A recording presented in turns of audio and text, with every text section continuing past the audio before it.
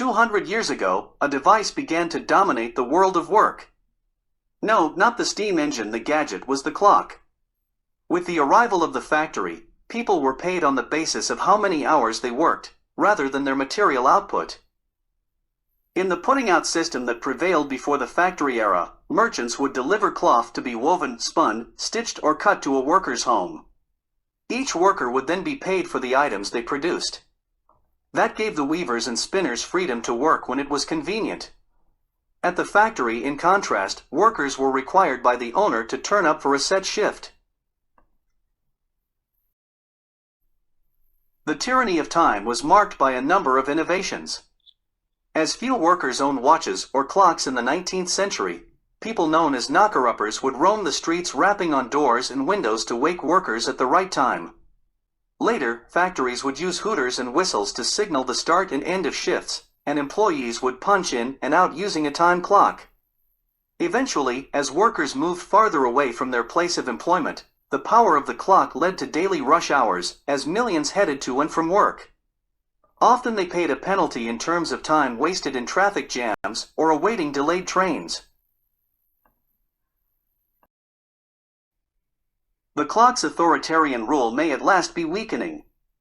Flexible working existed well before the pandemic. But it only offered employees the ability to choose when in the day they worked their allotted hours. Remote working has brought a greater degree of freedom.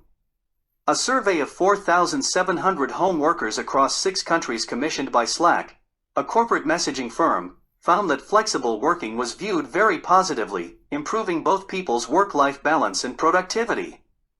Flexible workers even scored more highly on a sense of belonging to their organization than those on a 9-to-5 schedule.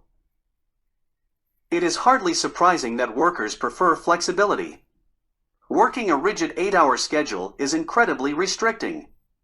Those are also the hours when most shops are open, when doctors and dentists will take appointments, and when repairmen are willing to visit.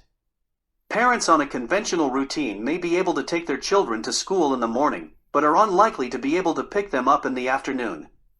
Many families find themselves constantly juggling schedules and giving up precious holiday time to deal with domestic emergencies.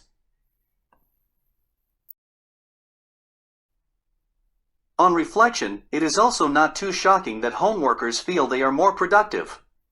After all, few people have the ability to concentrate solidly for 8 hours at a stretch. There are points in the day where people are tempted to stare out of the window or go for a walk. These may be moments when they find inspiration or recharge themselves for the next task. When they do this in an office, they risk the boss's disapproval. At home, they can work when they are most motivated. Remote working is not possible for everyone, of course. There is a long list of industries, from emergency services to hospitality and retail, where people need to turn up to their place of work. But for many office workers, remote working is perfectly sensible.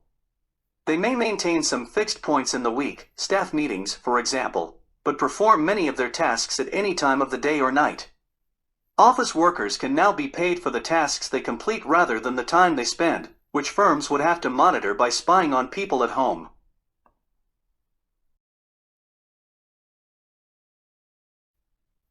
What is striking about Slack's study is the widespread nature of support for home working.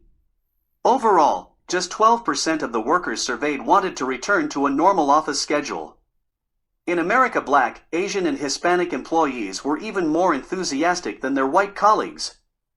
Women with children were generally keen, reporting an improvement in their work-life balance, though a gap exists between discontented American women and those in other countries, who are much happier. The availability of state-subsidized child care helps explain the difference. Of course, the new schedule carries dangers. People may lose all separation between work and home life, and succumb to stress. To inject some human contact, companies may embrace a hybrid model in which workers go into the office for part of the week.